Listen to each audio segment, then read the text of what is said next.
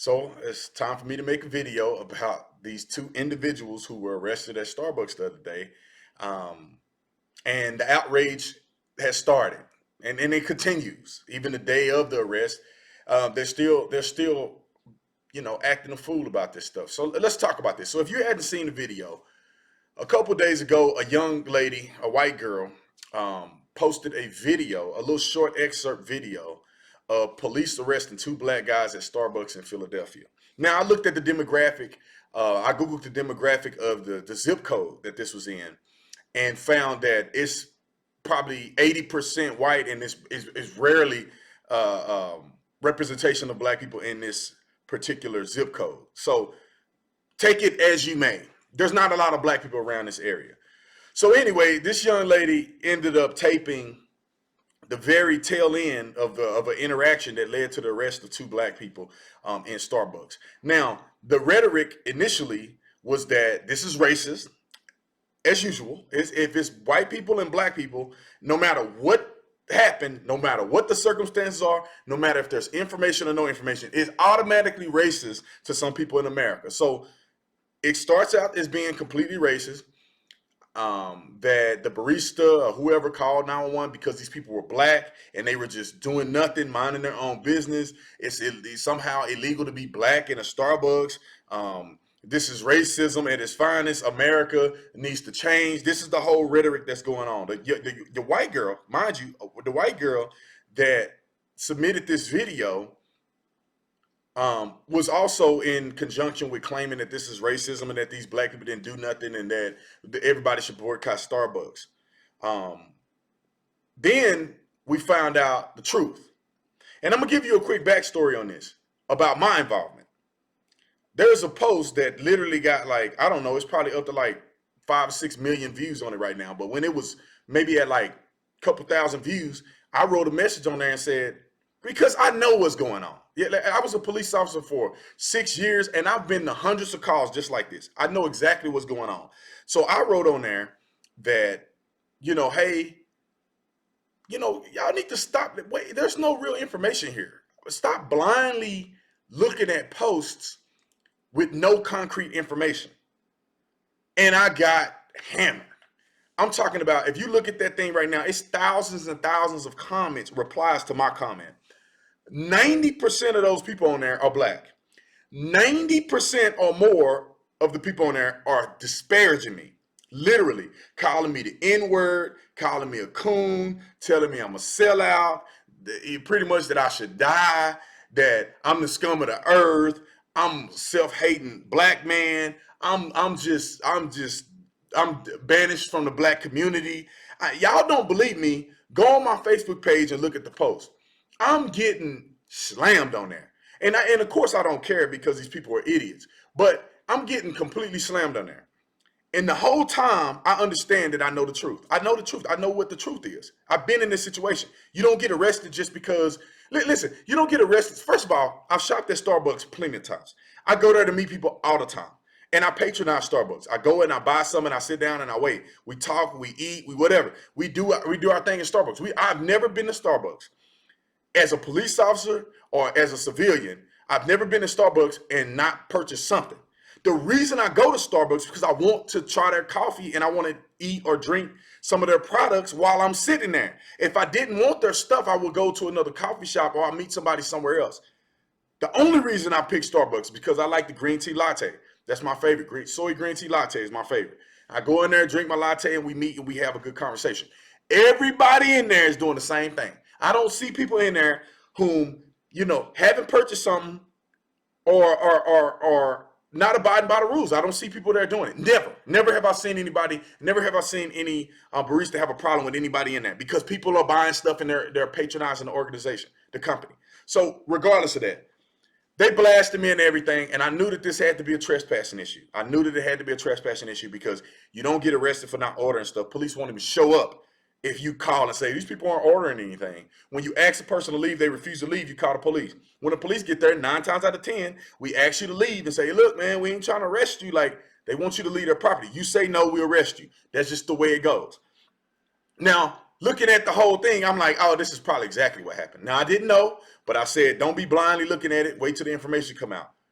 Well, the information came out. I was 100% correct. They were violating the policy of you have to go or you purchase something before you can use the restroom.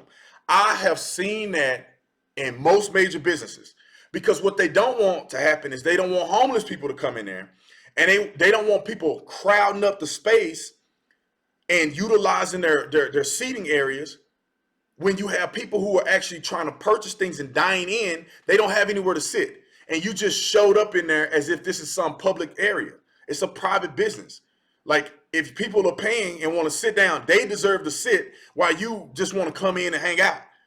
That's why people make those rules and mandates, because if they don't, people from everywhere will just come and use their Wi-Fi for free. Like, these people got to make money. It's a business. If this was your business, you wouldn't want people to do that anyway, but that's another story. The truth comes out, I post about the truth, and they still railroad. Oh, you just a racist. How do we believe? The commissioner is black, by the way. The Philadelphia commissioner is black. Black people are running the Philadelphia Police Department. Every aspect of it. A sergeant on the scene, supervisor. I don't know what position he's in. I'm assuming he's a supervisor because I've been there and done that. And the man who ain't putting hands on nobody that's just standing there, orchestrating the thing is probably a supervisor, a sergeant. So the sergeant on the scene is black. So you got a black commissioner and a black sergeant who's orchestrating this whole thing. And the commissioners who giving you information that said unequivocally, this is not a racial issue. This has nothing to do with racism. No, not a racial issue. The black supervisor was there at the scene. The black commissioner gave a statement. They still don't want to believe it. They still, I don't know. No, how do we know that's even true? So they criticize me on that. Come to find out, I'm completely true. But my thing, and the reason why I'm making this video, and I know I'll wait to the end to make this declaration, is because I honestly feel like this is such a big problem in the black community, and nobody wants to talk about it. And people say, you're always talking about the black community, but this is the stuff that we do. This is the stuff that we find ourselves perpetually doing every day. Almost every day you turn around, we nagging and complaining about something. We jump to racism every day. That to me, that is an indictment on white people. I don't understand how you feel comfortable saying, no information. Oh, she a barista, racist. They just doing it because these people are black. Therefore, without any information, you are projecting racism on another group. And you get mad when people project things on black people. And I'm going to tell you a few things that I think black people need to work on. And this is culturally, I wish that they would be receptive, or some of these people would be receptive to true leadership that will call you out for the truth, call you out for what you're doing wrong. Keep it 100 for 30 minutes, please. First of all, why do we have such a hard time following instructions? We get killed the most. I'm saying we get killed the most, when it seems to be avoidable by police officers out of any other race. Completely avoidable situations we find ourselves in, whether we going to jail, whether we get murdered. Why didn't we just follow instructions? When you go to an organization that do not belong to you, there's somebody owning that. They're making money off that. They're probably feeding their family off of that Starbucks. There's baristas and other people. I don't know the title of anybody else. I just know baristas. They're in there and they're making money to feed their family or to take care of themselves. Why won't you respect people's business? Why don't you have a little bit of respect for authority? These people have authority over you because it's a private business. You don't run their business. They can make you leave if they want to. Why do we have a hard time listening to rules and guidelines? I guarantee you, I can almost bet $1 million. I don't have $1 million. I bet $100 that they asked them simply, sir, you guys are not buying anything. Our policy is that you can't use the restroom here. So if you're not going to buy anything, we're going to ask you guys to leave. Of course, they don't leave.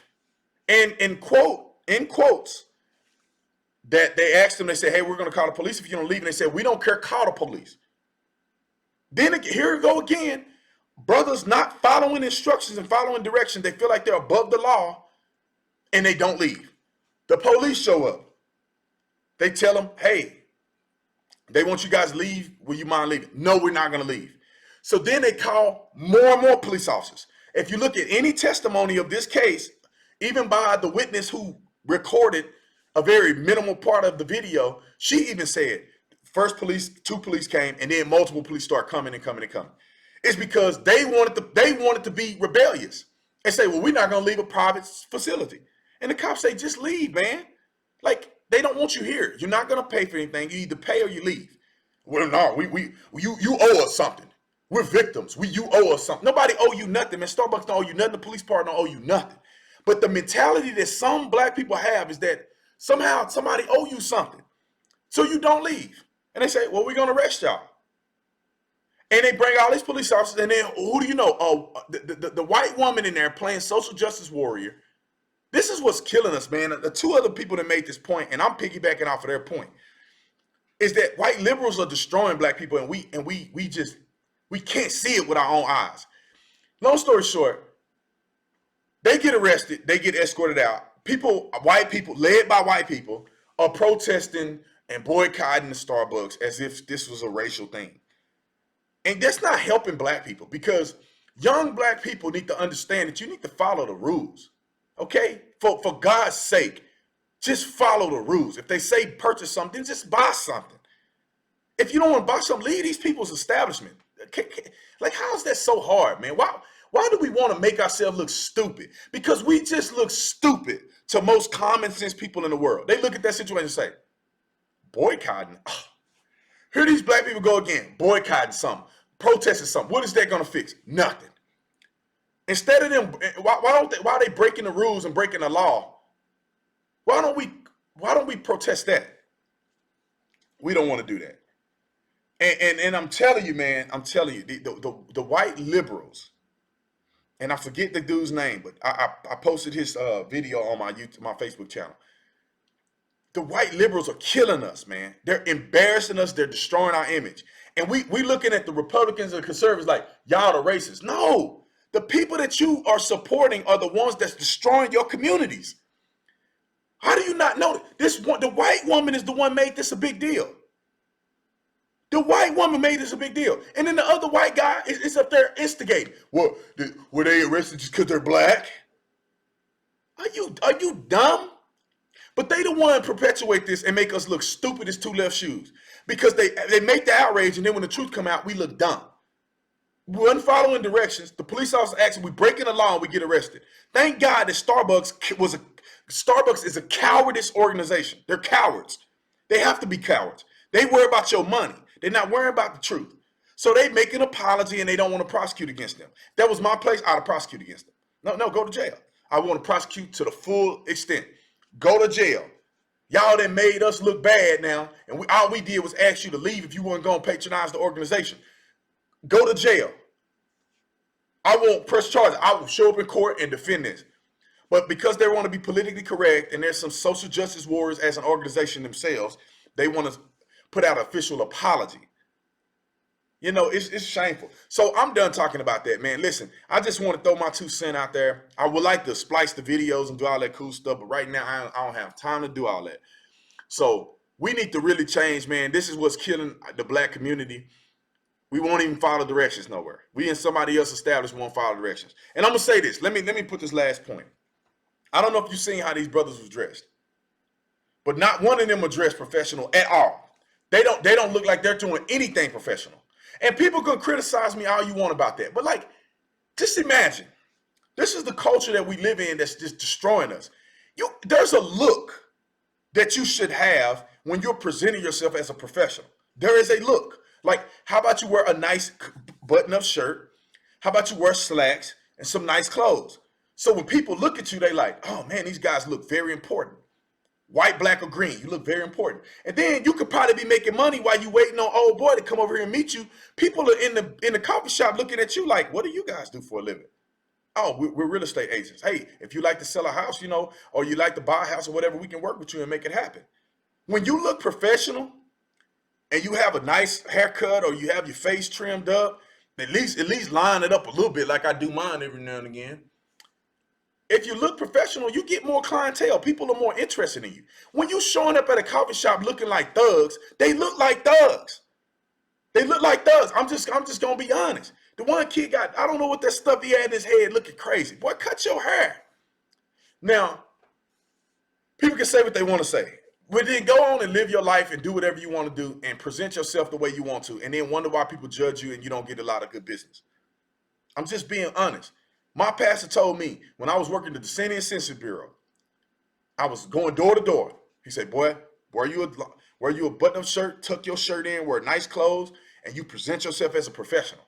This is the Decennial Census Bureau. This means nothing to me. You know, I'm just going knocking on doors. Hey, do you need to fill out your census form? My pastor say, dress up, you look nice, you be professional. What happened? What happened to me when I did that? People were literally calling my supervisor. This guy is so professional. I was leaps and bounds above everybody else, to the point where as the youngest guy there and the only black guy there, they promoted me to supervisor.